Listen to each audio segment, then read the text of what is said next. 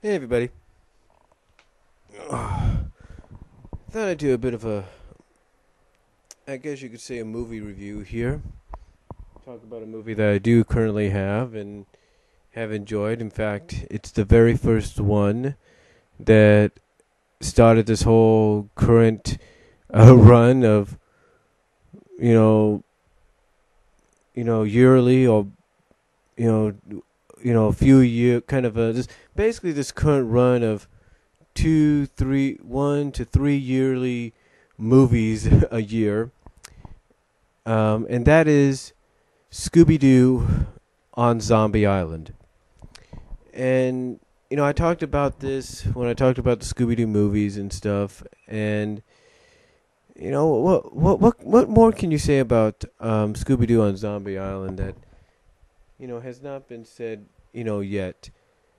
I mean, this is the very first one, and obviously it's proven that because, you know, it's got, I mean, you go to Rotten Tomatoes, you go to IDMB, I believe, or IMDb, and it basically all has positive reviews and positive scores.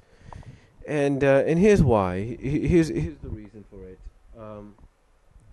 Scooby-Doo on Zombie Island kind of, I guess you could say, was the stepping stone, if you will, to um, basically, bringing the characters into an all new world, basically into new time. Basically, it was basically allowed the characters to be more modernized, and I really enjoyed that. I really did. I mean, you could look at the movie and you could say to yourself that this could have been something they could have easily shown on the big screen. I mean, no doubt about it. Um, so basically, what's the story? Well, Daphne. Well, basically, the gang is separated and gone their separate ways. Velma owns her own bookshop called Dinkley's Mystery Bookshop and all that. Shaggy and Scooby are going from job to job, always losing and always ending up losing the job because the job obviously always involves them being around food, and they end up eating the food, and it's like they just can't help themselves. It's like they just can't say, okay, here's a lot of food here, but let's not touch it, let's not eat it, let's control our appetites. But they can't do that, and obviously you could tell from the job that they have at the beginning of this film that's been a problem for them going from job to job. Basically, like, as I mentioned, any job they have somehow involves food, and they end up eating the food. Like, let's say, for example, you order a pizza from Pizza Hut, and they're your pizza deliverers, and all of a sudden the pizza smells so good to them that as soon as they get to your house, Scooby or Shaggy or both of them have eaten your pizza already. And you're asking for money back, and you're complaining, and you're bitching, and you're moaning. Well, excuse my language there, but you get the idea. So that's basically where they are. And then, of course, you have Daphne and Fred. And Daphne is currently the host of her own talk show called Coast to Coast with Daphne Blake. And Fred is basically her producer, her run man, if you will, her errand man, whatever. Basically, the producer. And as I guess you could say the I don't know if you want to call it the what was it, Wendy Williams character, if you will, hostess that was that Daphne was guest starring on, or was a guest on. Kind of calls Fred Daphne her, calls Fred Daphne's one man crew. Basically, the producer basically does everything. That entire crew does. Again, but again, getting back, but again, getting into the story of basically what it's about. And speaking of Daphne, she pretty much wants to, basically because the movie basically begins with, a traditional Mystery Inc. Case, basically Mystery Inc. solving the case of the moat monster, if you will. It's basically Daphne telling a story of how it happened to this host, or this hostess, if you will. So Daphne tells her that for the new for her new season, for the new season of her show, that she wants to find real haunted houses for the viewers. In other words, no more fakeness, no more hollow projectors, no more people in masks, no more, strings, magnets, and all that. She wants the real freaking deal. And basically, Fred.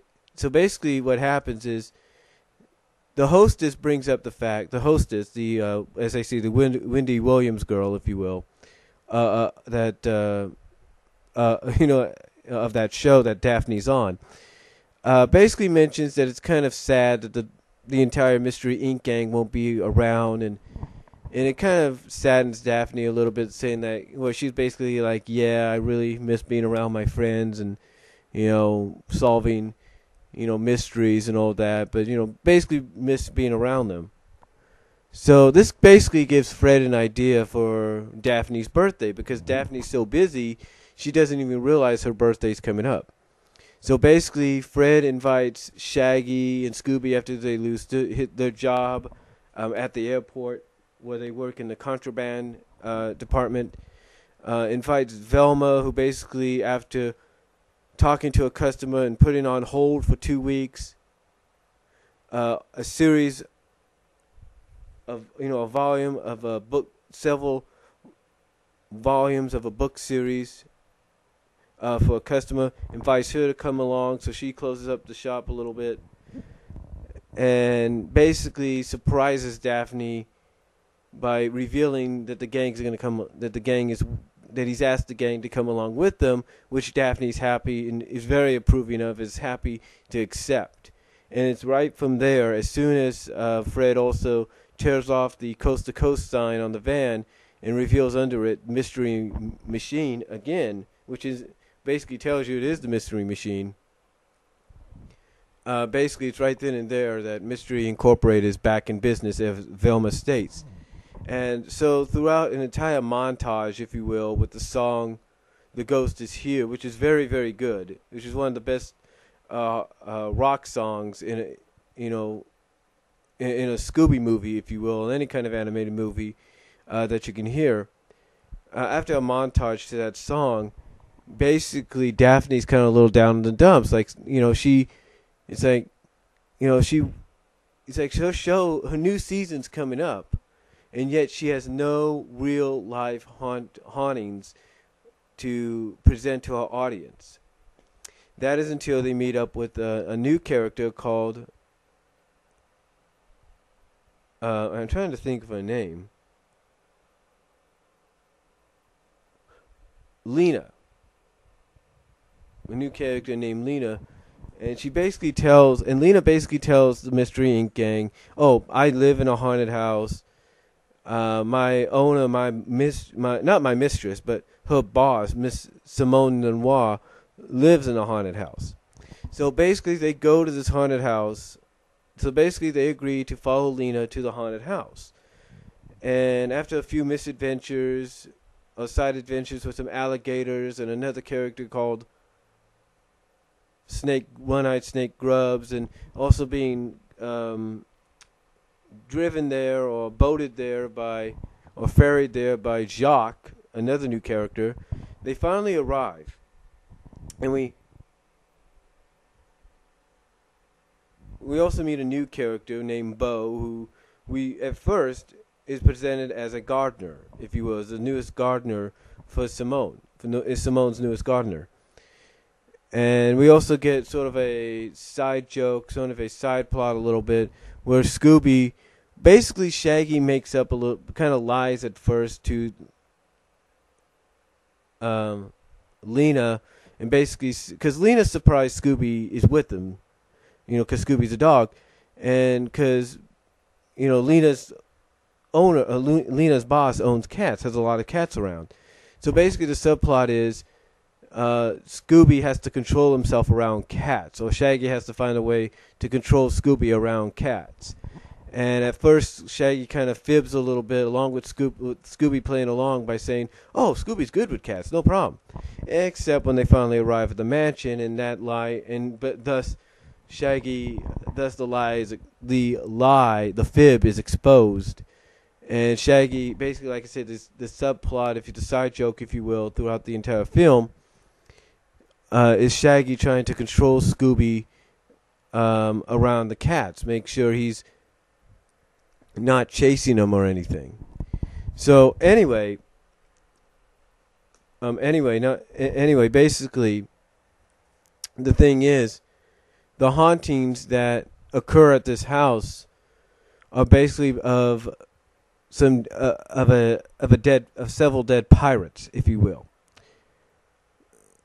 Basically, there's this pirate named Morgan Moonscar, who, and here's what's funny about this. Daphne, and I'll get into this a little bit. Daphne is the only one that's willing to accept what's going on around there. She really is. She's the only one that's willing to accept what's going on, except being the real deal. Except you have Fred and Velma that are like, you know what? We've dealt with this before. Which we know it's got to be some kind of trick and all that. Person in a mask, whatever. Anyway, the ghost basically of Morgan Moonscar basically carves out, and it's always ironic, and I love this part because it's always traditional Scooby-Doo when you have Shaggy and Scooby being the ones that always are there, when the ghost appears and the ghost of monster appears. So basically, the ghost of Moonscar basically carves in the wall, "Get out." Basically, he says, "Get out." And then as they show it to Daphne and the gang, and Daphne starts doing a little bit of a report on it with Simone in the picture, all of a sudden Moonscar shows up again and puts "Beware." Now, the gang's kind of skeptical at first, thinking, okay, maybe he wants us out of the house, he doesn't want us here, something. And of course, Fred, again, and along with Velma, still thinks it's got to be some kind of a hollow projector or something like that of a person in a mask. That is until Shaggy and Scooby encounter the zombified Morgan Moonscar. Basically, what happens is, I can't remember, I got to go back and watch it, but basically they fall through a hole in the ground. And as they're trying to climb out, courtesy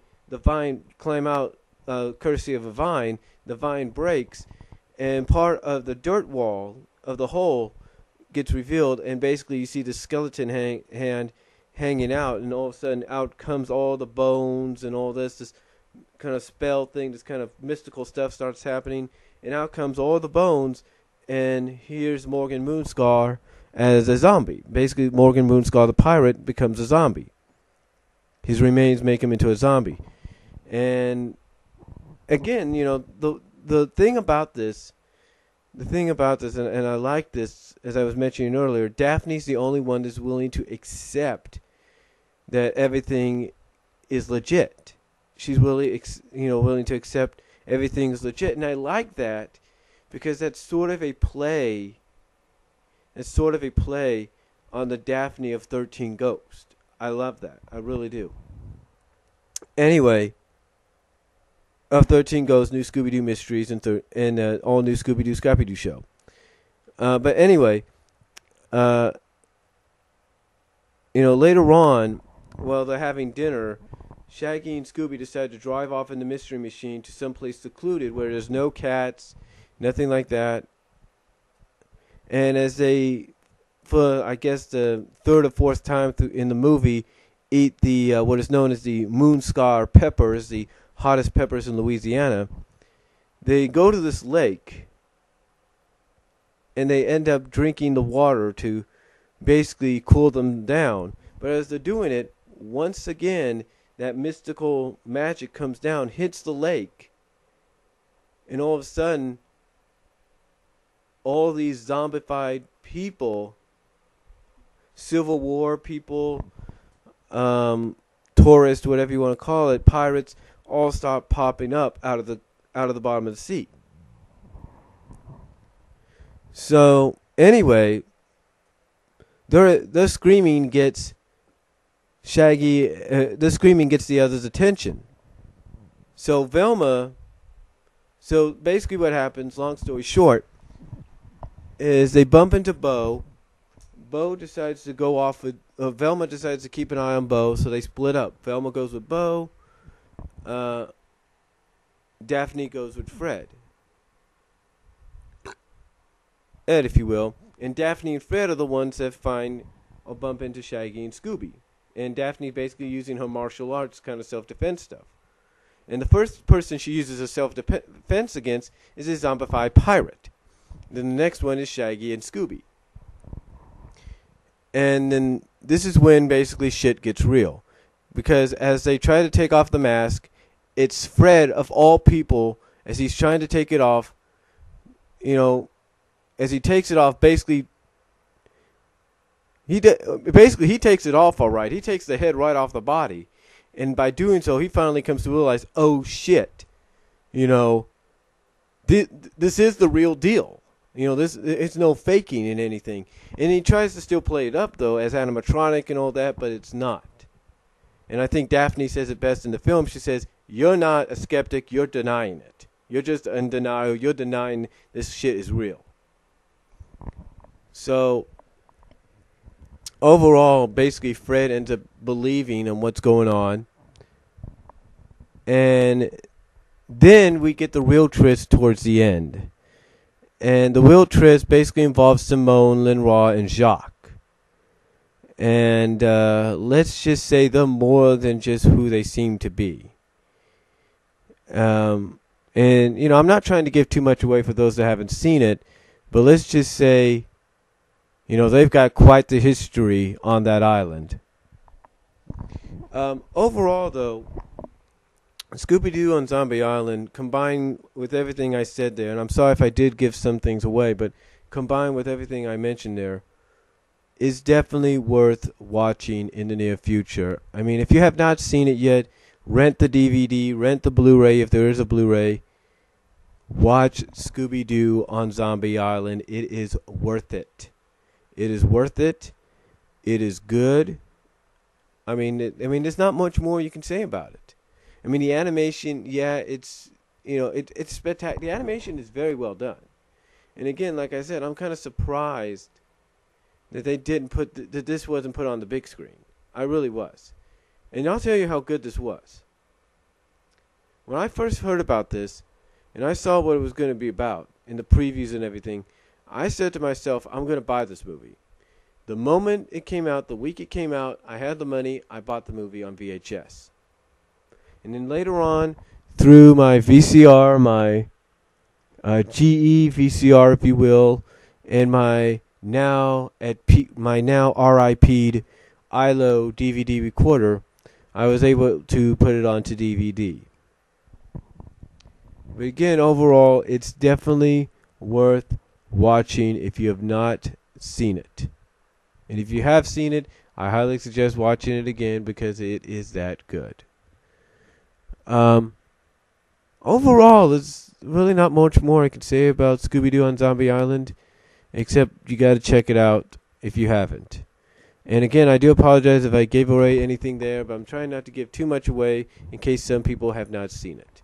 So, till next time, God bless, take care. Comments are welcome down below. I'll talk to y'all later.